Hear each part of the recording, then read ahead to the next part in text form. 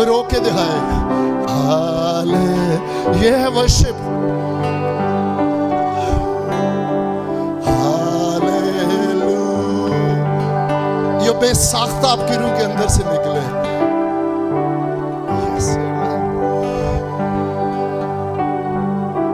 मेरी दुआ है कि हमारी हर सांस में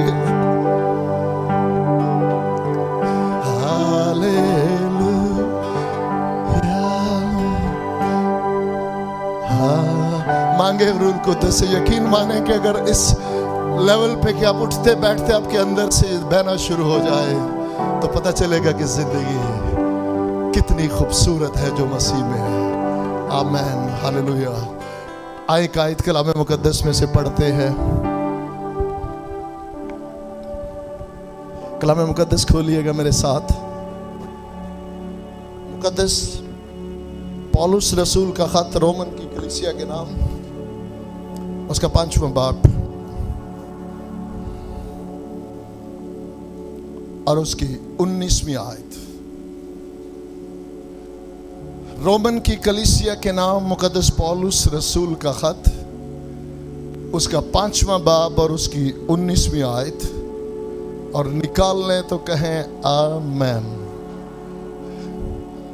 तसल्ली से जो निकाल रहे हैं निकाल लें, तसल्ली से निकाल लें, कोई जल्दी नहीं है। आमीन, हालेलुया जी, आमीन। Praise the Lord. 1 2 3। क्योंकि जिस तरह एक ही शख्स की नाफरमानी से बहुत से लोग गुनहगार ठहरे, उसी तरह एक की फर्मा बरदारी से बहुत से लोग रास्तबाज ठहरेंगे। आमीन। फिर से जरा ना इसको जरा देखना जरा। 1 to 1 का ये मुकाबला है। अगर ये समझ आ गई ना, मैं खुदावंद को हाजिर जान के ये बात कर रहा हूं कि ये आयत जो पढ़ी है, अगर इसकी समझ आ जाए, दुनिया की कोई ताकत, इब्लीस का कोई मुवक्किल जिंदगी भर आपके सामने नहीं ठहर सकता। बाइबल खुदावंद का कलाम है। मैं एक आयत की बात कर रहा हूं। फिर से जरा पढ़े, एक एक लफ्ज पर गौर करते हुए पढ़े। क्योंकि जिस तरह एक शख्स नहीं, एक ही, बोले एक ही, कोई दूसरा नहीं, सिर्फ एक ही शख्स। क्योंकि जिस तरह एक ही शख्स की नाफरमानी से, कितने अशखास की नाफरमानी? एक शख्स की नाफरमानी, और उसका नाम क्या है? हमारा बाप वो जिस्मानी आदम।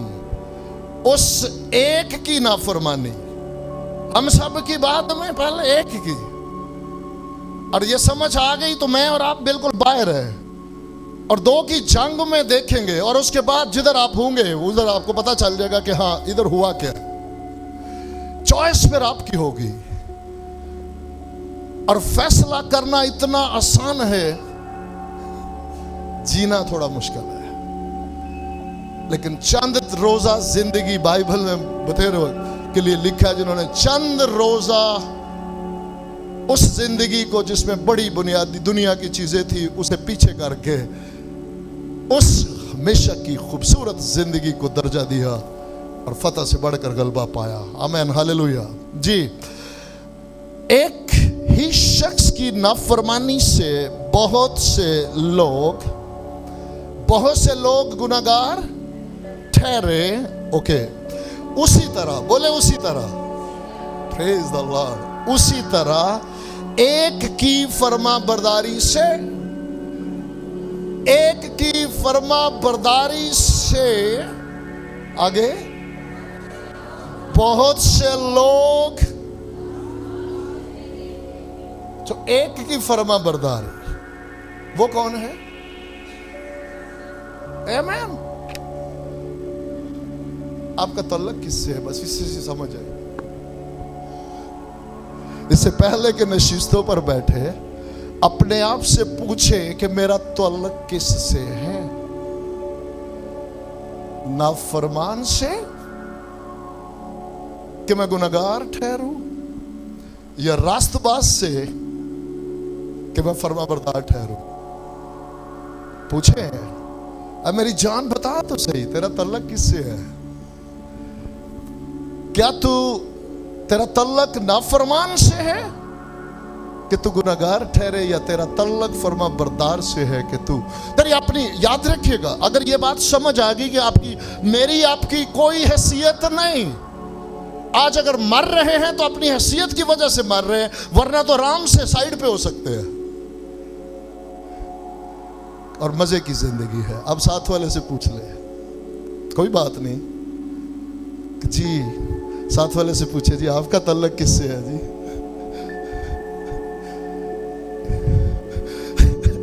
पूछे पहले अपने आप से, अब साथ वाले से पूछे, हाँ जी आपका तल्लक किससे है? नाफरमान से कि फर्मा बरदार से? ओ प्रेज द लॉर्ड, जिसका फर्मा बरदार से तल्लक है, तालियां बजाए जोर से।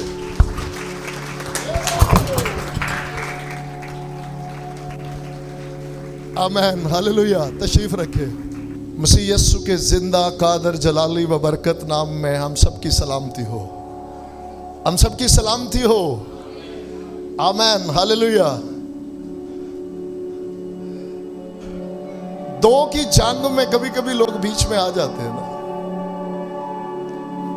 लेकिन जिसको ये समझ आ जाए, प्रेज द लॉर्ड, ये वाली जो आयत अभी हमने पढ़ी है, मेरी दुआ के समझ आ जाए। हम में से कौन कौन था जब नाफरमानी हुई थी? जब नाफरमानी हुई थी अदन में, तो हम में से कौन कौन था वहां पे? कोई था? पक्की बात है? जो कि भाई नहीं थे, देखना गलती तो नहीं लग रही। हम में से कोई भी नहीं था, तो फिर भी वो नाफरमानी हमारे अकाउंट में पड़ गई।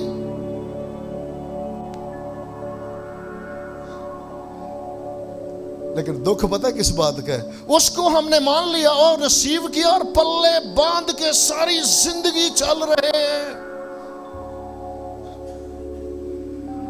अदन में एक ने नाफरमानी की और उसकी नाफरमानी की वजह से सिर्फ मेरा और आपका ही नहीं, तमाम बनी नो इंसान का स्टेटस चेंज हो गया।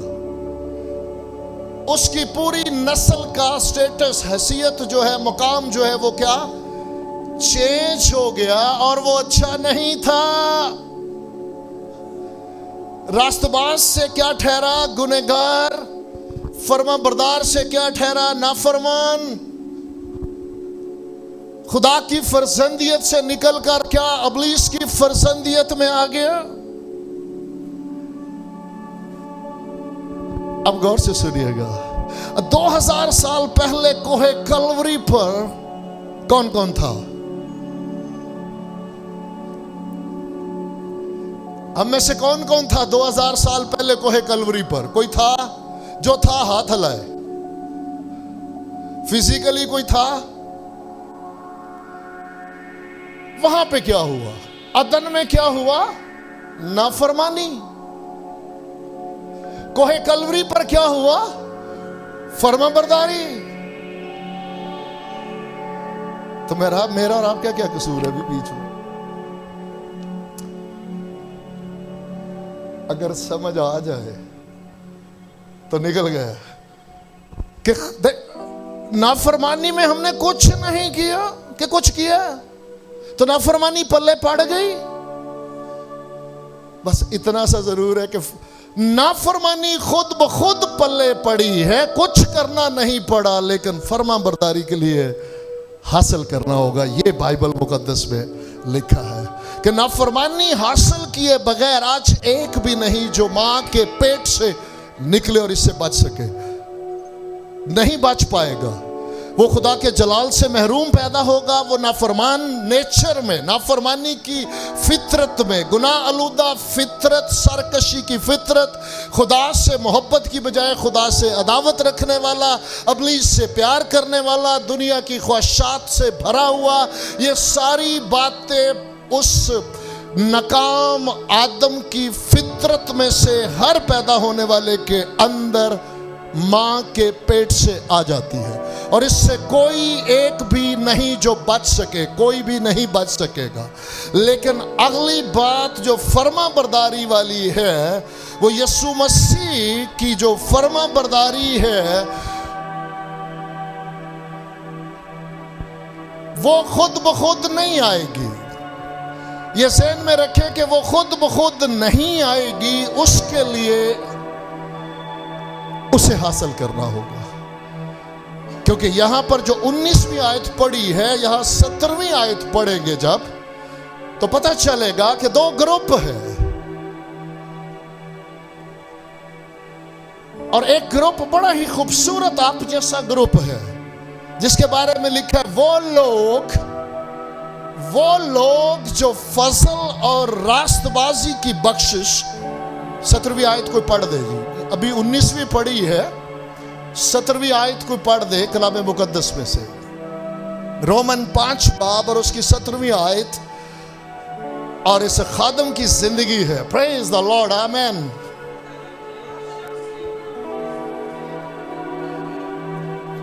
चल आप बैठ जाइए, वोमेन मिनिस्ट्री है जी, प्रेज द लॉर्ड। यहाँ पे आपको पता है खुदावन ने खिदमत भी अपनी बंदी को दी, बहनों का राज, प्रेज द लॉर्ड, आमीन जी बहना। क्योंकि थोड़ा मैं आपके साथ रहूंगा बहन, क्योंकि जिस तरह एक शख्स के गुनाह के सबब से, क्योंकि जिस तरह एक शख्स के गुनाह के सबब से मौत ने उस एक के जरिया से, मौत ने उस एक के जरिया से, उसका नाम क्या? आदम। गुनाह किसका था? आदम का। एक शख्स यानी आदम के गुनाह के सबब से जिस तरह मौत ने जी उस एक के जरिए से पूरे बनीनो इंसान पर क्या किया? बादशाही की, हुक्मरानी की जी। हाँ,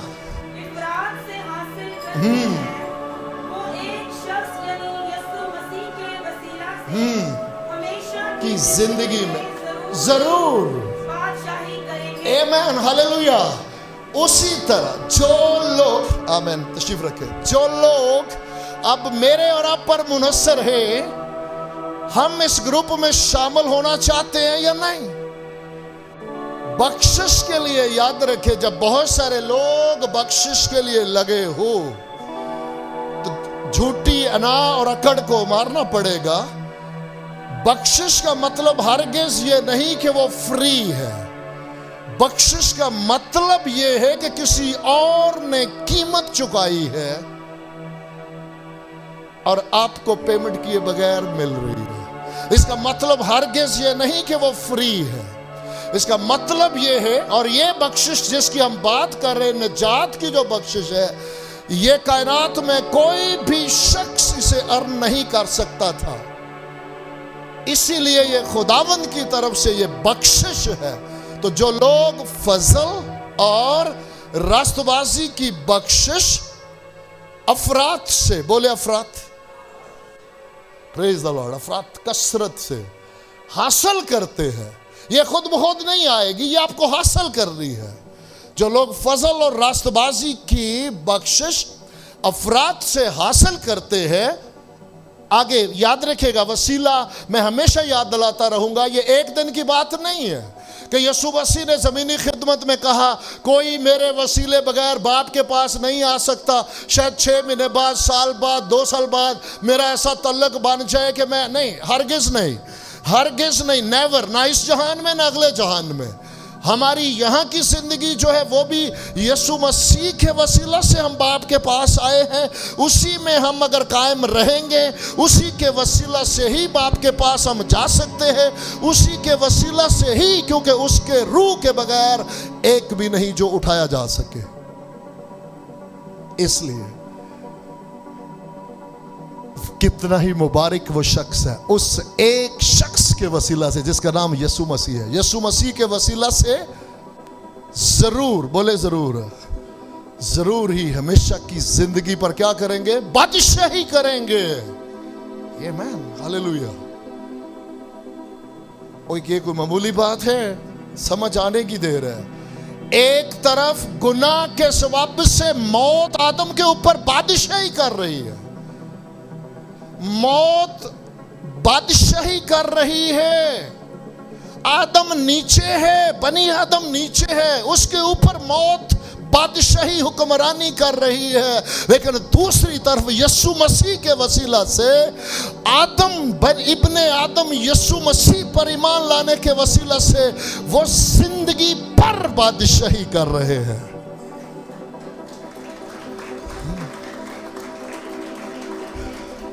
आज खुदावंद ने कहीं दोपहर को मौका दिया, मेरे साथ रहिएगा जरा, और जो आज़ादी खुदावंद ने यहाँ हमारे लिए रखी है ना, praise the lord, we salute you. ठीक है, आप लोगों से हम थोड़ा करते हैं और तंबीह करना, लेकिन क्या करें, आपको पता है आप हमारी कमजोरी है, आपके बगैर हम भी क्या कर लेंगे।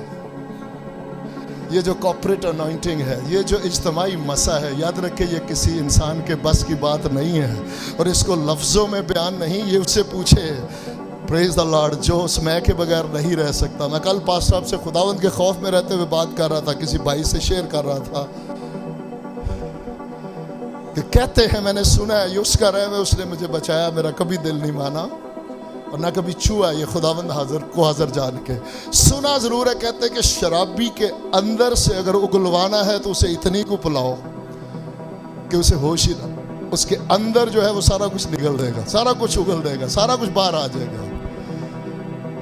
लेकिन मैं खुदावंद को हाजिर जान के कहता हूं कि जो उसका चुरा बुलाया हुआ उसे पिलाओ, उसे वर्शिप में वो इतना पिलाओ, फिर देखो उसके अंदर जो है वो निकलेगा।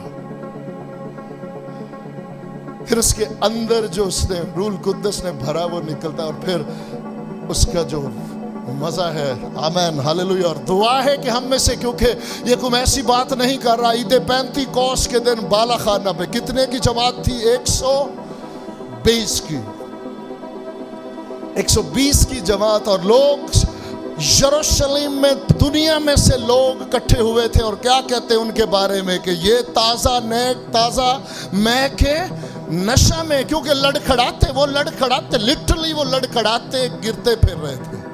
इसका मतलब ये है, आमीन, यीशु मसीह ने ऐसे नहीं, पहला मोजज़ा जो है सुपर नेचुरली मफूकल फितरत पानी को मैं में बदल के ताज़ा मैं पाक मैं बना दिया, जो रूल कुद्दस से मामूर होकर उसकी ज़िंदगी में, आमीन हालेलुया, जिएंगे और बतेरों को उसके पास लाएंगे। आए जरा एक सफ़र को शुरू करते हैं। एक शख्स की नाफरमानी आयत हमने पढ़ ली है, लेकिन याद रखिएगा खुदावंद के शुक्रगुजार हैं, आज बतेरों ने वो कलमात, 7 कलमात यीशु मसीह के जो है वो सुने, और हम शुक्रगुजार हैं उन सारी बातों के लिए। आए हम थोड़ा थोड़ा बीच में से चलते हैं, लेकिन एक बात याद रखिएगा, मैं आप लोगों को बताना चाहता हूँ कि बाइबल मुकद्दस बताती है कि सलीब पर उस वक्त जो कुछ भी हो रहा है वो तमाम नविश्ते हजारों साल पहले बाइबल मुकद्दस में लिखे गए और वो पूरे हो रहे थे। वो नबूवतें हुई थी, वो नविश्ते लिखे हुए थे जो पूरे हो रहे थे। आमीन हालेलुया।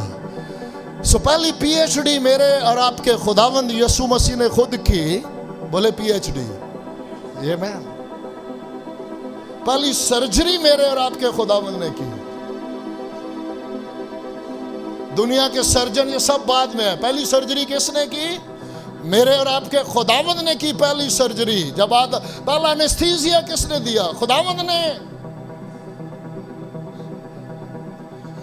पहला एनेस्थीसिया दिया आदम को, गहरी नींद भेजी, उसकी सर्जरी की खुद अपने हाथों से। तो क्या आज सर्जरी करना भूल गए? नहीं। Praise the Lord. और उसमें से आमीन, पहली पीएचडी, दुनिया की पीएचडी का मुझे नहीं पता, जो मैं पीएचडी कह रहा हूं इसका मतलब पता है क्या? परमानेंट, बोले परमानेंट हेड इंजरी। जैसे ही गुनाह हुआ वहीं पर नबूवत, वहीं पर पेशन गोई हो गई। खुदावंद से कोई चीज बैद नहीं थी। इसलिए हमेशा याद रखिएगा, कभी दुखी ना हो कि खुदावंद के फैसले रास्त है। मेरी अपनी रूह हमेशा शाद रहती है कि खुदावंद के फैसले, वो खेत में से, खेत की मट्टी में से लिया गया था, वो अदन का था ही नहीं।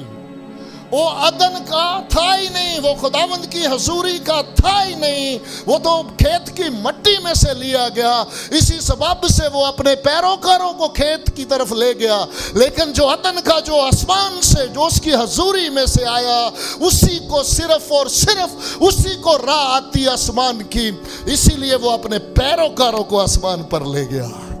आमीन, हालेलुया। इसलिए हम शाद हैं आज इन बातों के लिए। मेरे साथ रहिएगा। खुदावंद ने ये नहीं हो अब क्या हो गया, निजात ना, उसी घड़ी उसी लम्हे वहीं पर औरत की नस्ल से पैदा होगा। ये पहली पेशन गोई मेरे और आपके खुदावंद यीशु मसीह की, वहीं पर जहां गुनाह व औरत की कोई नस्ल नहीं होती, याद रखिएगा। लेकिन वो पेशन गोई उस वक्त औरत की नस्ल कायन और हाबल के बारे में नहीं थी, वो मेरे और आपके खुदावंद यीशु मसीह के बारे में थी कि तू क्या करेगा। सांप से क्या कहा, तू उसकी एड़ी पर काटेगा, यानी सलीब पर तू उसे चढ़ाएगा, सलीब पर तू उसे ले जाएगा, तू उसकी एड़ी पर काटेगा, लेकिन वो तेरे सर को कुचलेगा। आमीन, हालेलुया। सो पहली पेशन गोई वहीं पर थी। और याद रखिएगा, फिर एक ऐसा शख्स जिसके बारे में कहा गया कि मेरे दिल के मुआफिक मुझे मिल गया, उसने उसका, जो इब्लीस का आने वाले अय्याम में जो एक उसका मसील खड़ा था, जैसे यीशु मसीह का मसील हमें बार बार बाइबल मुकद्दस में करैक्टर मिलते हैं, इसी तरह जाति जूलियत इब्लीस के बिहाफ पे खड़ा हुआ।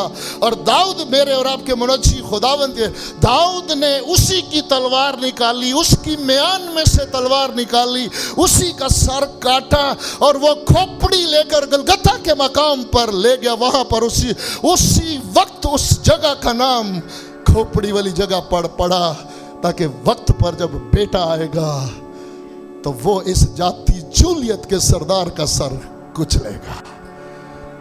आमीन, हालेलुया। इस सबब से आज हम शाद है। हमें सिर्फ और सिर्फ ये हमारा ताल्लुक किससे है, ना फरमान से है या फरमा बरदार से है, गुनहगार से है या रास्तबाज से है, हारे हुए हैं या फतह मंद है। शुक्रगुजार है। अगर हमारा ताल्लुक यीशु मसीह से है तो हम फतहमंद हैं। आमीन, हालेलुया। इस सबब से हम शुक्रगुजारी करते हैं। आज जब मौका मिला, मैं प्यासा हूं तो मेरे साथ रहिएगा। आज हम इसी तरह बातें करेंगे। लेकिन याद रखिएगा, वहां पर भी अगर इसको शुरू करेंगे तो ये बहुत लंबा सफर है। लेकिन बीच बीच में से हम बातें करते हुए उसकी कुदरत को अपने नथनों में, अपने रगों में, नसों में आने देंगे। याद रखिएगा। यहां पर मैं आपको बताता चलो, अगर आज तक नहीं समझ आई तो समझ ले। अगर आपकी जिंदगी में इस वक्त कुछ सवाल आ रहा हो कि यीशु का खून मेरी रगों में कैसे, यस, ये कौन सा मुश्किल सवाल है। आप सिर्फ गौर करें, संजीदा हूं। अभी इसी लम्हा बैठे बैठे मेरी और आपकी रगों के अंदर यीशु मसीह का खून दौड़ेगा। मेरे और आपके दिल के अंदर से यीशु मसीह का खून पंप करेगा। जैसे आसमान से कलाम आया, किसका? यहोवा खुदा का कलाम उस वक्त आया। किसके थ्रू? जिब्राइल फरिश्ते के थ्रू। मेरे साथ रहिएगा। अगर फरिश्ते के वसीला से आया हुआ कलाम कायम रहा और उसे दुनिया की कोई ताकत बदल न सकी, तो आज बेटे के वसीला से जो कलाम आया, क्यों जी? जिब्राइल फरिश्ते के वसीला से कलाम आया, तुम्हारी हमला होगी, हुआ या नहीं? फरिश्ते के वसीला से खुदावंद का कलाम आया और जिसके पास आया उसने कबूल किया। याद रखिएगा, यह जिम्मेदारी मेरी और आपकी है, क्योंकि ये खुदा की बंदी मुकद्दसा मरियम के पास इख्तियार था, हक था कि वो उसे कबूल करे या उसे रद्द करे। आज हमारे पास इख्तियार है, हम कबूल करें या रद्द करें। लेकिन मुबारक है वो जिसने कबूल किया। आमीन, हालेलुया। लेकिन मेरे और आपके लिए खुशी की खबर कि यीशु मसीह की रगों में किसका खून और कैसे आया? यीशु मसीह की रगों में उसी मुनसिफ खुदा का बाप का खून कलाम के वसीला से आया। आमीन, हालेलुया। तो फरिश्तों के वसीला से आया हुआ कलाम जिस पर्पस के लिए, जिस मकसद के लिए कबूल करने वाले ने जब कबूल किया तो वो मकसद उसकी जिंदगी में पूरा हुआ। तो आज जब बेटे के वसीला से जो कलाम आएगा और जो उसे कबूल करेगा, क्या उसे दुनिया की कोई ताकत रोक सकती है? नहीं रोक सकती। सो जिस तरह यीशु मसीह की रगों में उस खुदा कदूस का, यहोवा खुदा का कलाम फरिश्ते के जरिए आया और कबूल करने वाली ने कबूल किया, अपने दिल में रखा। और बाइबल मुकद्दस बताती है कि वो दिल में रख कर उस पर गौर करती रही। अगर मैं और आप आज उस कलाम को, जिसमें वो कहता है कि उसका पाक खून है जो तेरे कफारे के लिए बहा है, अगर तू आज दिल से ईमान लाए, आज तू ज़बान से इकरार करे, यीशु मसीह मेरा फिदिया हुआ है, वो मेरा इवसी हुआ है, उसने मेरी सारी लानतें, मेरी सारी बदकारियां, मेरी सारी लानतें, मौत, यहां तक के सलीबी मौत गवारा की। अगर तू दिल से ईमान लाए और ज़बान से इकरार करे, वो मेरे लिए मुआ, वो दफन हुआ और तीसरे दिन मुर्दों में से जी उठा, तो तू रास्तबाज ठहरेगा। तो जो कबूल करेगा उसकी जिंदगी में पूरा होगा या नहीं? मुश्किल लगता है ना? जो मां के पेट से मिल गया वो बड़ा आसान लगता है। अब ये रिसीव करना कि ये होगा कैसे, किया बगैर कैसे होगा। ईमानदार की अगर जंग है तो यही है। आंखें पाक, ख्याल पाक, इरादे पाक, क्योंकि यीशु मसीह पाक है और उसका कलाम पाक है। आमीन, हालेलुया। इस सबब से रास्ते में चलते हैं। जरा मैंने जैसे कहा, ये बहुत लंबा सफर, अगर अदन से हम वहां चलेंगे तो ऐसा मुमकिन नहीं है। यीशु मसीह के साथ जो हुआ ये हम बखूबी जानते हैं। और लास्ट वीक में हमने ये बात शेयर की कि उस भीड़ का हिस्सा नहीं बनना जो 3-4 दिन भी कायम न रह सकी। वो इसराइल का बादशाह रोमी हुकूमत से मखलसी चाहते हैं, जिस्मानी रिहाई चाहते हैं, मसीह उसे नहीं पहचान रहे, शहाना इस्तकबाल कर रहे हैं। लेकिन 4 दिन के बाद ही वो भीड़ का मेजॉरिटी, अक्सरियत जो है, वो कहती है इसे मसलूब करो।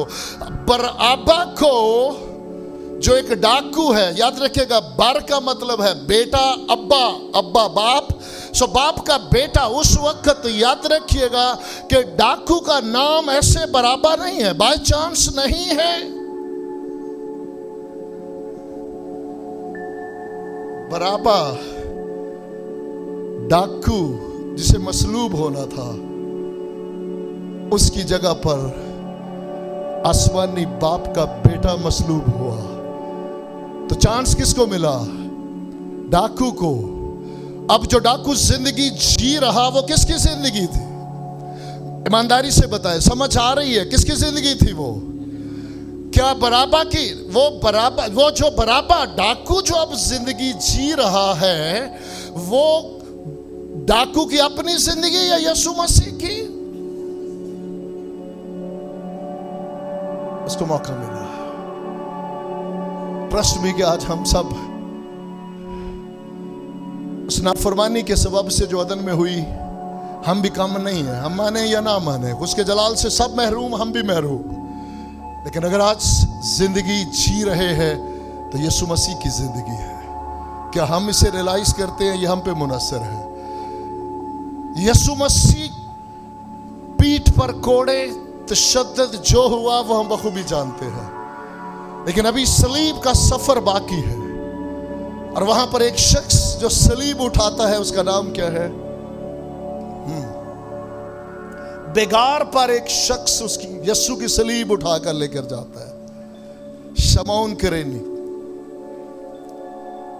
और क्या खूबसूरत तस्वीर है जो मेरे और आपके लिए आज खुदावंद कहते हैं कि तू अपनी सलीब उठा और मेरे पीछे चल।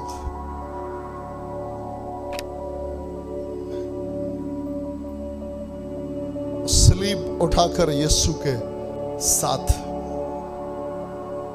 और आज सलीब अपनी खुदी का इनकार है। अगर हम आज भी उसकी सलीब उठाना, उसकी पैरवी में चलना, उसकी मर्जी में चलना है, ये जितनी बरकत आपका खादम जितनी बातें करता है, ये उसकी मौत में शामिल होकर, उसके साथ दफन होकर, उसके साथ जी उठने के वसीला से है। बेलगामी की जिंदगी में ये सब नहीं है, अपनी मर्जी की जिंदगी में नहीं है, ये उसकी मर्जी में। लेकिन ये प्रिविलेज छोटा नहीं है। दो डाकू के बारे में हम बखूबी बहुत अच्छी तरह जानते हैं, बहुत अच्छी तरह जानते हैं। और मैं आप लोगों से यह दरख्वास्त करूंगा, आज दोपहर भी मैंने यही दरख्वास्त की कि सलीब का पैगाम हलाक होने वालों के लिए बेवकूफी है, लेकिन हम नजात पाने वालों के लिए खुदा की कुदरत है। आज अनजाने में हम समझते हैं कि हम कई रातें दुआएं करेंगे तो कुदरत खुदा की हासिल करेंगे।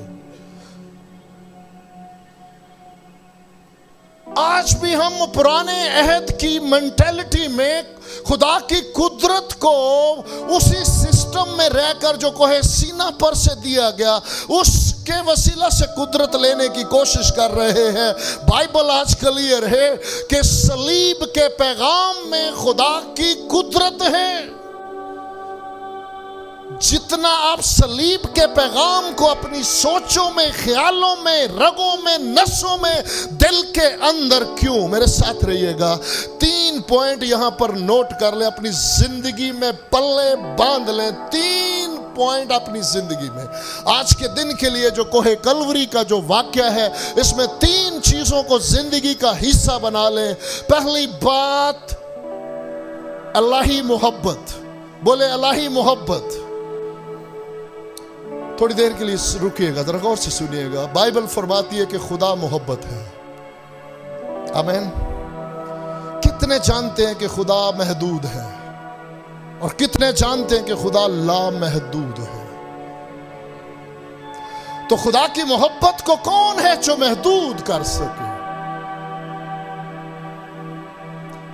इलाही मोहब्बत पहली बात, इलाही मंसूबा दूसरी बात, अल्लाही तबादला तीसरी बात। सलीब के पैगाम में से ये तीनों चीजें जब तक हमारी जिंदगी का हिस्सा नहीं बन जाती, हम तब तक एक फतहमंद जिंदगी नहीं गुजार सकते। मेरे साथ रहिएगा।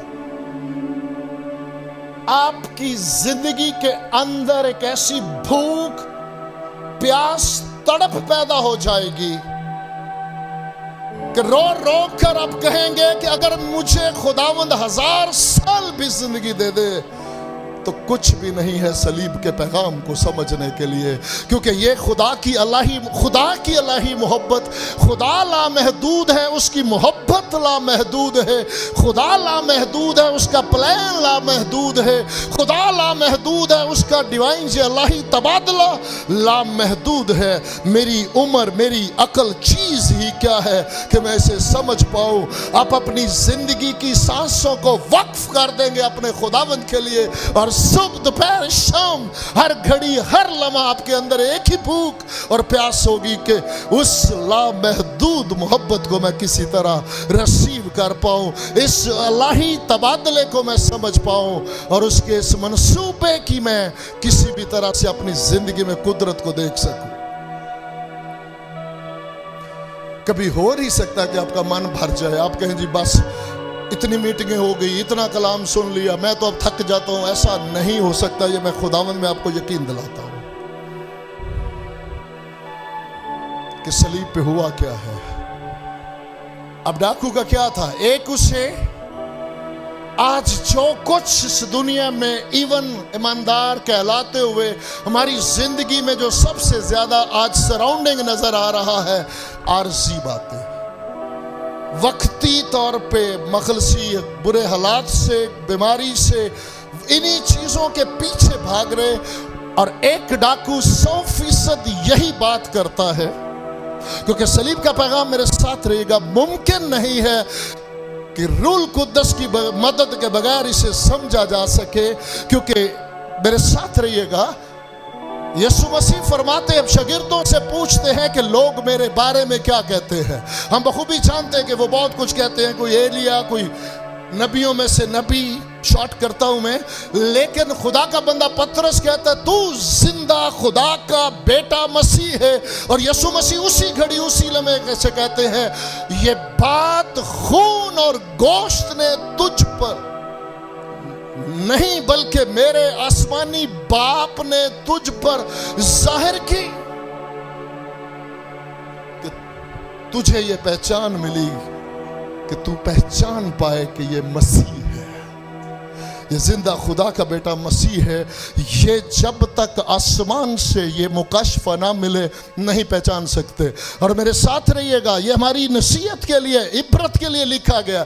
कुछ ही दिन के बाद, ज्यादा अरसा नहीं गुजरा, वही पतरस है और यीशु मसीह उसे कहते हैं कि यरूशलेम को हम जा रहे हैं और जरूर है कि इब्ने आदम मसलूब हो, दुख उठाए और तीसरे दिन मुर्दों में से जी उठे।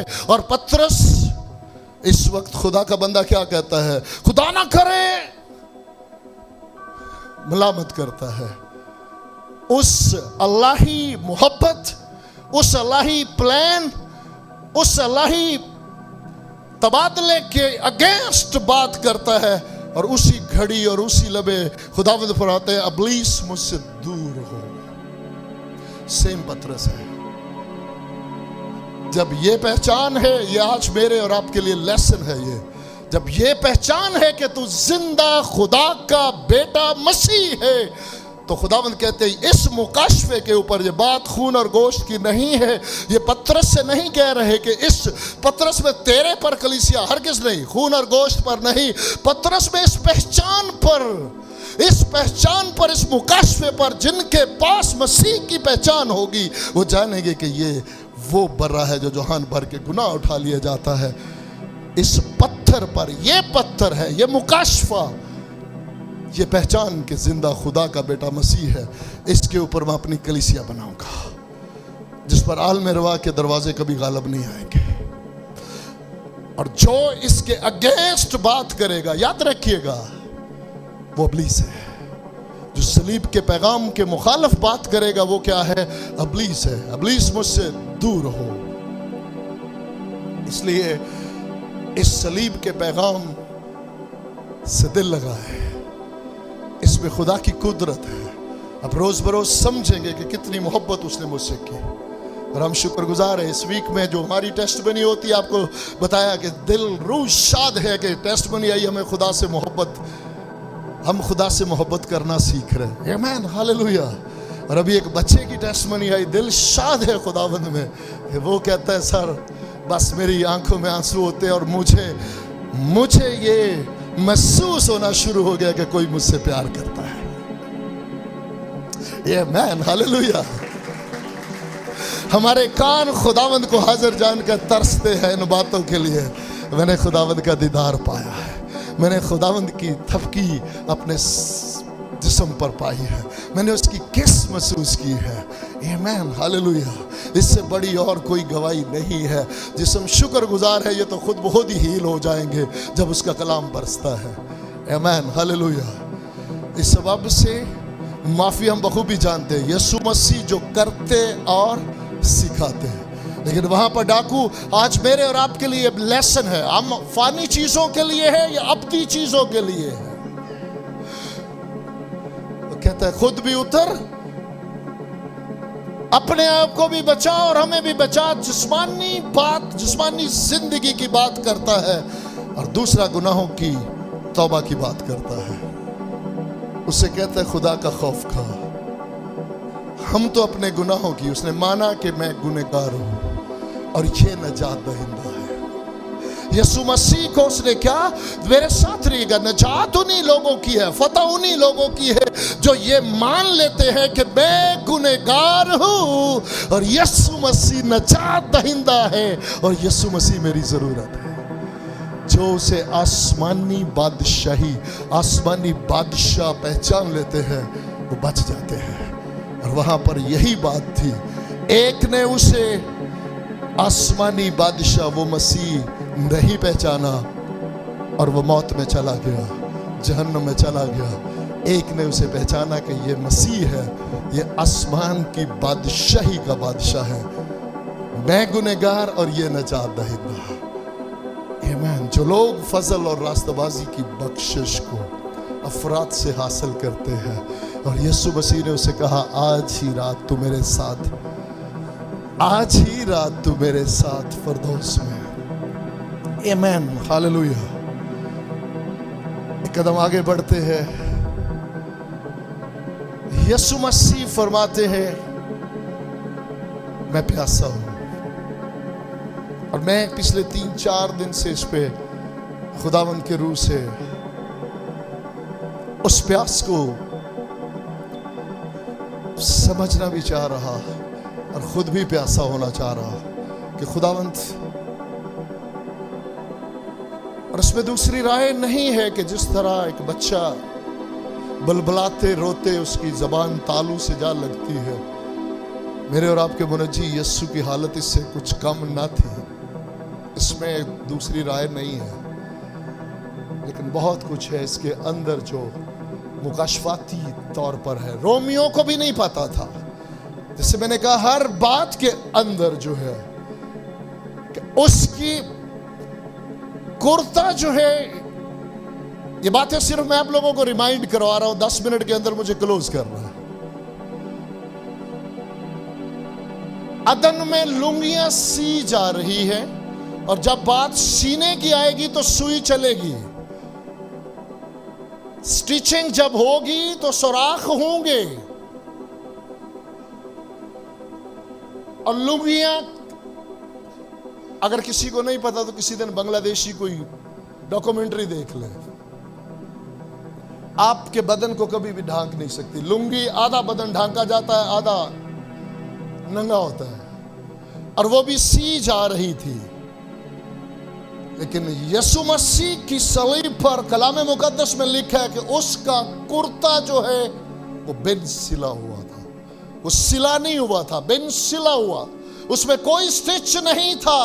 और याद मेरे साथ रहिएगा, उसकी नजात के कपड़े हैं। नजात के क्या है? कपड़े। और कितने हिस्सों में बांटे गए? 4 हिस्सों में। रोमी सिपाही कभी भी नहीं जानते थे, वो बाइबल से वाकिफ नहीं थे, लेकिन खुदावंद अपने कलाम को पूरा करने के लिए बेदार रहता है। वो कपड़े जो है वो 4 हिस्सों में बांटे जा रहे हैं, 4 दुनिया के 4 कोने हैं, और यीशु मसीह की नजात दुनिया के 4 कोनों में बांटी जानी जरूरी थी। लेकिन जब बात आई उसकी पोशाक की, जो उसकी रास्तबाजी है, तो ये मुमकिन ना था उसे काटा जाए, उसे बांटा जाए। उस पर कुर्रा डाला गया कि जिससे मिलेगी उसे पूरी मिलेगी, उसे कामल मिलेगी। उसके अंदर कोई स्टिच, कोई उसके अंदर रखना नहीं होगा। उसकी पोशाक बिन सुला कुर्ता, उसकी रास्तबाजी की वो पोशाक पर कुर्रा डाला जाएगा, और जिसे मिलेगी उसे पूरी मिलेगी। और आज शुक्रगुजार है कि उस पर ईमान लाने के वसीला से उसकी रास्तबाजी की पोशाक हर ईमान लाने वाले को मिलती है। आमीन, हालेलुया। इस सबब से वो वक्त आया, अलोही अलोही, एलोहीम एलोहीम, ए खुदा, ए खुदा। ये बहुत सीरियस है। यहोवा मुतारफ करवाने के लिए बहुत अंबिया को भेजा दुनिया में, खुद अपने आप को यहोवा मुतारफ करवाया, और उसके बाद नबी आते रहे। और मजे की बात बताऊं, जब अपने आप को यहोवा इंट्रोड्यूस करवाया तो बीवी इसराइल को मुतारफ करवाया। गौर से सुनिएगा, क्या मुतारफ करवाया? बीवी। और पूरे पुराने नामे में लड़ाई चल रही है, पढ़ के देख लो। यहां तक नौबत आई कि तलाक भी दे दी। तो नहीं हो रही, मैं बात से कुछ नहीं कह रहा। पुराने अहदनामे में यहोवा और उसकी बीवी कौन है? बनी इस्राएल कौम। अपने आप को उसका शौहर कहा, खालिक भी कहा, शौहर भी कहा, लेकिन कलाम दुआ है लड़ाई झगड़ा ही रहा है, तलाक तक नौबत आई। इसलिए जब बेटे को दुनिया में भेजा, मेरे साथ रहिएगा, जब बेटे को दुनिया में भेजा तो फिर यहोवा मुतारफ करवाने के लिए नहीं, बल्कि बेटे को जब दुनिया में भेजा तो बाप को मुतारफ करवाने के लिए भेजा। और उसके बाद जो है वो बीवी नहीं बल्कि दुल्हन उसे कह दिया। और शुक्रगुजार है कि आज वो हमारा दूल्हा है और हम उसकी दुल्हन है। अब लड़ाई झगड़ा नहीं है। प्रेज द लॉर्ड, सुबह है हमारी उसके साथ। आमीन, हालेलुया। इसलिए हम शुक्रगुजारी करते हैं उसकी। तुम्हारा आसमानी बाप, तुम्हारा आसमानी बाप, तुम्हारा आसमानी बाप, तुम्हारा आसमानी बाप। इन परिंदों से सीखो, इन दरख्तों से सीखो, इस घास से सीखो। तुम्हारा आसमानी बाप जिनको परिंदे न काटते हैं न बोलते हैं, वो इनको भी देता है, तो तुम्हें क्यों न देगा? क्योंकि वो तुम्हारा बाप है। एक ही रिश्ता मुतारफ करवाया, बाप बाप बाप। लेकिन एक वक्त बीच में आया जिसके लिए वो रो रो कर दुआएं करता है कि हो सके तो ये प्याला टल जाए। और वो प्याला उस अलहदगी का था, वो जुदाई का था जो बीच में आने वाली थी, जिसके लिए कभी भी बैठा, कभी भी बैठा तो सब्र भी नहीं कर सकता था कि बाप के साथ उसकी अलहदगी हो। और आज खुदावंद में आपको यकीन दिलाता हूँ, मेरी दुआ है कि हम सब इस रिश्ते में उसके साथ इतना आगे चले जाए कि हमारी रूह कांप जाए एक तसव्वुर से एक लम्हा भी मैं कभी अपने आसमानी बात से जुड़ा नहीं हो सकता, ना मैं जी सकता हूँ, ना मैं सांस ले सकता हूँ। यही तसव्वुर था जिसके लिए वो बाप से बार बार कहता है कि अगर कोई दूसरी राह है तो निकाल लेता कि मेरी बात से कभी एक पल एक लम्हा के लिए जुदाई ना हो। लेकिन याद रखिएगा, मेरे साथ रहिएगा, जब मेरे और आपके खुदावंद यीशु ने दुआ की है, आसमान ने रिस्पॉन्ड किया है, अब की बार आसमान खामोश है। कोई आसमान से आवाज नहीं आई, क्योंकि बाप को ये पसंद आया कि बेटे को कुचले और मुझे और आपको बचाए। अब वो वक्त आने वाला है जिसमें वो रिश्ता बाप और बेटे का कुछ देर के लिए टूटने वाला है। और वो उस वक्त मेरी और आपकी जगह लेने जा रहा है। और जब सारा गुनाह और बदी उसके बेटे की पीठ पर आई, अल्लाही मोहब्बत बेटे को दुनिया में भेजा। याद रखिएगा, अल्लाही मंसूबा उसे सलीब पर भेजने का, और अब अल्लाही तबादले का वक्त आ गया। गुनहगार आदम के बेटे की जगह रास्तबाज बाप का बेटा ले। जब वो वक्त आया और मुझसे खुदा ने तमाम बनी नो इंसान का गुनाह किसी इंसान की अकल या उसके इकरार के मुवाफिक नहीं, अपने इल्मे साबित के मुवाफिक उसने तमाम बनी नो इंसान का गुनाह उठाकर बेटे की पीठ पर लाद दिया। अब मेरे साथ रहिएगा, चंद मिनट ऊपर हो सकते हैं, तैयार हैं? मसला तो नहीं, अब इसको हम इस सफर को करें मुकम्मल। कितने हैं प्लीज? आमीन, हालेलुया। मेरे साथ रहिएगा। ये सफर मामूली सफर नहीं है। मेरी दुआ है कि हम सारे सफर में हम सफर हो जाए। अब वो मुझसे खुदा ने एक चुनकर तमाम बनीनो इंसान का गुनाह जो है वो उसके ऊपर, इसलिए मैं मांग रहा था कुछ दिन से खुदावंद भी और बड़ी खूबसूरत एक अंडरस्टैंडिंग दे के क्या हुआ कि बेटा चला उठा कर प्यासा हो, और दो के रिश्ते पूरे हो रहे थे, लेकिन ये कैसे? बेटा अपने में जिंदगी रखता है और वो जिंदगी रखता है जो खुदा बाप की जिंदगी, और बेटे के अंदर जो जिंदगी है उसका 100% सोर्स जो है वो कहां से आ रहा है? बाप से। तो थोड़ी देर के लिए सोचे जब वो रत्ता बनता होगा, जहां से जिंदगी आ रही है, जब वो रिश्ता नाता टूटेगा तो जिंदगी बचेगी नहीं बचेगी। अब जब ये वक्त आया तो याद रखिएगा, अंधेरा छा गया। आप जानते हैं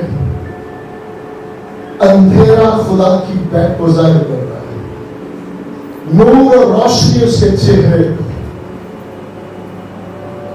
नूर जलाल उसके चेहरे को,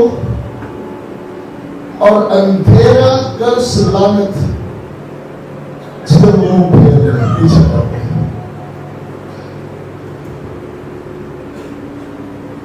लेकिन याद रखिएगा, बहुत बातें थी। हमें से कितने हैं जो जानते हैं कि ईद फसा जो है वो इसराइल को जब दी तो पूरा हफ्ता मनाई जाती थी और उसमें 2 शामें होती थी। उसमें क्या होता था, सलीब के ऊपर जो हो रहा है कुछ बाय चांस नहीं है। एक तरफ वो सारा गुनाह और बदी उस पे आई और गुनाहों की जब अदालत हुई तो आसमान पर से खुदा का गज़ब उसके ऊपर नाज़िल हुआ। याद रखिएगा, बाइबल का खुदा जिसने गुनाह से समझौता नहीं किया, आज मेरे और आपके गुनाह माफ नहीं हुए। अगर वक्त मेरे और आपके गुनाह माफ हुए तो हम दुनिया के बदकिस्मत तरीन लोग हैं। लेकिन हम शुक्रगुजार हैं, हमारे गुनाह माफ हुए हैं। हम गुनाहों से बरी हुए हैं, हम गुनाहों से बरी हुए हैं। और बरी का लफ्ज 100% शहादत देता है कि सजा काटी जा चुकी है, और जिसकी सजा काटी जा चुकी है उस गुनाह की दोबारा सजा नहीं हो सकती। दुनिया का कोई जज जो है, कोई भी जज कभी एक केस की 2 बार सजा नहीं दे सकता। अगर दुनिया का जज नहीं दे सकता तो कायनात का मुंसिफ खुदा जो उसके बेटे पर ईमान लाए, क्या उसे दोबारा सजा दे सकता है? यही उसकी लाही मोहब्बत है। हमारे गुनाह माफ नहीं हुए, जो हुआ वो गुनाह से बरी हुआ। हम उसकी मौत में शामिल हुए, हम मरे उसके साथ और गुनाह से बरी हो गए। अब गुनाह की सजा हम पर बाकी न रही। आप खुदा ने मेरे साथ रहिएगा। तब इसमें खुदावंद का रूह मुझे वापस एक जगह पर ले गया, और जदौन वाला वाक्य मैंने बहुत दफा आप लोगों के साथ शेयर किया है कि जब निशान मांगता, कहता खुदावंद अगर आप है तो मुझे एक निशान दे। आज रात में एक ऊन लूंगा और ऊन को जाके मैं रखूंगा बियाबान में, और अगर आज रात ऊन जो है वो भीगी हो और उसके सराउंडिंग पूरी खुशकी हो तो मैं जानूंगा कि खुदावंद आप है। और जब सुबह गया, ऊन जो थी वो भरी पानी की, और उसे निचोड़ा तो प्याला पानी का भर गया। कहता खुदावंद एक बार और, एक मौका और दे दे। आज रात में ऊन रखूं और जब मैं सुबह आऊं तो ऊन खुश पड़ी हो और सराउंडिंग सारी जमीन भीगी हो, और सुबह हो। ऐसा ही हुआ। तो यही तो सलीब है। जब उसने कहा मैं प्यासा हूं, क्योंकि जब बेटा सलीब पर जा रहा है, मेरे साथ रहिएगा, पूरी दुनिया खुदा के जलाल से महरूम है। खुशहाली कहे तो बंजर जमीन है। अगर खुदा की हजूरी, ममूरी और जिंदगी है तो वक्त बेटे में है। जब बेटा सलीब पर गया है तो रिश्ता नाता भी बाप और बेटे का है, और जो बेटे की जिंदगी वही, जो बाप की जिंदगी वही बेटे में जिंदगी है। और उस वक्त वक्त जिंदगी, कायनात में अगर जिंदगी है, ताजगी है तो पानी है, तो वो वक्त बेटे में है। लेकिन जब इंसान का सारा गुनाह और बदी उसके ऊपर आई तो सारी खुशहाली कहर लानत सलीब पर है, और बेटे की जिंदगी तमाम बनी नौ इंसान के लिए फेंक निकली वो जिंदगी जब ऐलान किया बाप मेरे माफ कर दे, ये नहीं जानते कि ये क्या करते हैं। अंधेरा छा गया, गुनाहों की अदालत हुई। मेरे उस घड़ी उसने कहा ए खुदा पूरी खिदमत में कहीं ए खुदा एलोहीम यहोवा बिल्कुल नहीं कहा यीशु मसीह ने। लेकिन वो वक्त था जब वो रिश्ता बाप और बेटे का नहीं बल्कि एक गुनहगार का, और उनसे खुदा करे उस वक्त वो हक नहीं रखता कि वो उसे बेटा करे। इसलिए वो कहता है ए खुदा तूने मुझे क्यों छोड़ दिया, ताकि मैं और आप आज जो ईमान लाए शिष्यों के साथ आंसुओं के साथ आगे बढ़कर उस मुझसे खुदा से लिपट कर कहे ए बाप तूने मुझे क्यों गले लगा दिया, मैं तो इस लायक ना था कि तूने मुझे गले लगा दिया। ये वो वक्त था जब वो कैसा हुआ, क्योंकि उसकी जब लड़की हुई वो जिंदगी जो बाप अपने में रखता है वही जिंदगी मिलने में है। लेकिन उस वक्त वो जिंदगी उसने तमाम बनी और इंसान के लिए वक्फ कर दी। लेकिन मेरे साथ रहिएगा जरा, कोई चीज बाय चांस नहीं थी, वहां पे तो मिली वोट मिली, मैं पड़ी थी, कितने बहन भाई जानते हैं। मेरे साथ रहिएगा क्योंकि बहुत सारी जिंदगियां एक ही वाक्य समझ रही, एक नहीं है ये पिक मिली, मैं अलहदा है, सिरका अलहदा है। यीशु मसीह ने वो पिक मिली, मैं नहीं पी, यीशु मसीह ने सिरका पिया है, तो याद रखना। फिर तो मेरी मैं यीशु मसीह ने नहीं पी क्योंकि वो मदहोशी के लिए दी जाती थी, और यीशु मसीह कभी भी उसे पीने के लिए तैयार नहीं थे क्योंकि वो अपने आने के पास जाना चाहते हैं। इसलिए वो पित्त मिली मैं को रद्द कर दिया, नहीं पी, लेकिन सिरका पिया है। तो क्यों पिया है? यिर्मयाह 31 को पढ़ ले जिसमें नए अहद के बारे में लिखा है, और वहां लिखा है उन दिनों में जब मैं नया अहद बांधूंगा तो कोई किसी से यह नहीं कहेगा कि तुम्हारे बाप दादा ने कच्चे अंगूर खाए इसलिए औलाद के दांत खट्टे हुए। मेरे साथ रहिएगा, मीठे अंगूरों से मैं बनती है और खट्टे अंगूरों से सिरका बनता है। और पुराने अहदनामा में यह फरमाया गया था कि मैं तेरी गुनाहों को कभी भूलूंगा नहीं, तीसरी चौथी पुश्त तक उसकी सजा दूंगा। अब यीशु मसीह ने जब ये जान लिया कि सब बातें तमाम हुई तो कहा कि मैं प्यासा हूं ताकि ये नविश्ता भी पूरा हो जाए कि अभी वो वक्त बाकी है, अभी ये बाकी है कि मैं तुम्हारे बाप दादा की बदकारी जो तीसरी चौथी पुश्त तक सजा थी उसे भी मैं खुद पी लूं, ताकि तुम्हारे बाप दादा की लानतें भी कभी तुम पर असरअंदाज ना हो सके। कोई चीज वहां पे बाय चांस नहीं थी। वो सिरका कलाम मुकद्दस में लिखा है कि भगो कर, और याद रखिएगा वो सिरका मेरे और आपके खुदावंद यीशु मसीह ने पिया है। उसने मेरे और आपके बाप दादा की लानतें भी खुद पीकर हमें उनसे भी छुड़ाया है। और आज याद रखिएगा, सिर्फ बाप दादा की लानत से नहीं, आदम से लेकर आज तक की तमाम लानतों से उसने हमें छुड़ा लिया है। अब तीसरी चौथी पुश्त तक नहीं, आदम से लेकर तमाम लानतों से छुड़ाया है। लेकिन जो नहीं ईमान लाए उन पर 3-4 पुश्तों की नहीं, आदम से लेकर आज तक की तमाम लानतें उनके ऊपर है। लेकिन जो ईमान लाए उनको छुड़ा लिया है, और सिर्फ लानतों नहीं छुड़ाया बल्कि बाबरकत बना दिया है। आमीन, हालेलुया। लेकिन जब ये कफारे का काम मेरे साथ रही, 2 शामें जरूरी थी। ये बाइबल गवाह इस बात की, 14वीं की शाम से 21वीं की शाम तक तुम्हारा मुकद्दस मजमा हो ईद फसा के लिए। 2 शामें। तो ये कैसे हो सकता था कि जब आज यीशु मसीह ईद फसा का बरा सलीब पर है तो 2 शामें ना हो?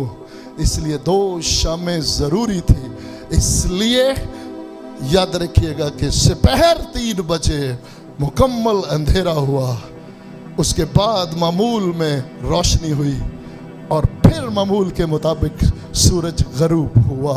हम शुक्रगुजारी करते हैं। आई क्लोजिंग पे मेरे साथ रहिएगा जरा, कि ये जब गुनहगार की जगह उसने ली तो रिश्ता नाता ठीक थोड़ी देर के लिए टूटा जरूर, लेकिन वहीं पर ख़त्म नहीं हुआ। क्योंकि यीशु मसीह ने पूरे होशो हवास में ये कहा कि तमाम हुआ। इसका मतलब ये है कि गुनाह, एक भी गुनाह, मेरे साथ रहेगा, कोई एक गुनाह बनी आदम का बाकी न रहा जिसकी कुर्बानी ना हुई।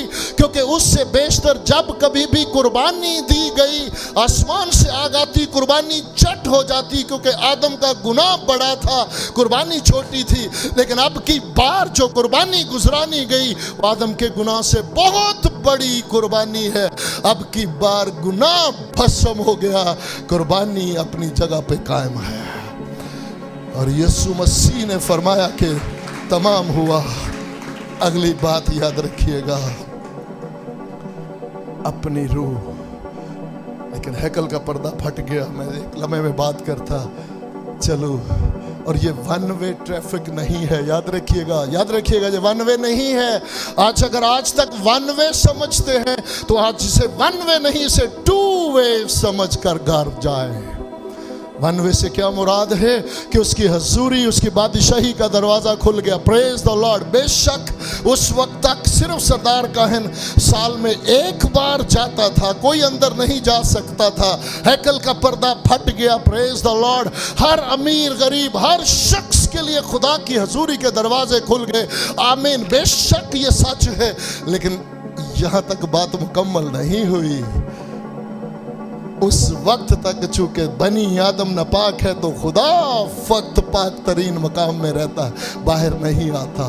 लेकिन उसका रहम है कि जब बेटे का खून बहा, कामल कुर्बानी और कफारा हुआ, तो फिर वही खुदा जो है वो सिर्फ पाक तरीन मकाम के अंदर नहीं, बल्कि वो तो ईमान लाने वालों के अंदर बसना शुरू हो गया। ये कोई उसकी सलीब का पैगाम मामूली बात नहीं है कि जी हाँ उसकी हजूरी के दरवाजे खुल गए। Praise the Lord. लेकिन आज वो उस हाथ के बनाए हुए खेमा के अंदर या पाक तरीन मकाम में रहना पसंद नहीं करता। आज तो वो मेरे और आपके बदन के अंदर, इस हैकल के अंदर रहना चाहता है। क्या मैं और आप जहां उसकी हजूरी के दरवाजे बनी नो इंसान के लिए खुल गए, वहां खुदा इस बात के लिए राजी हो गया कि अब मैं इनके अंदर बसूंगा, मैं इनका जोर हूँगा, मैं इनकी कुव्वत हूँगा, मैं इनकी पाकीज़गी हूँगा, मैं इनकी रास्तबाजी हूँगा, मैं इनकी हिकमत हूँगा, मैं इनकी मखलसी हूँगा। क्या हम तैयार हैं? सवाल है। आखिरी बात, अब आप में अपनी रूह, आज शाम कितने हैं जो अपनी रूह अपने खुदावंद के हाथों में सौंपना चाहते हैं?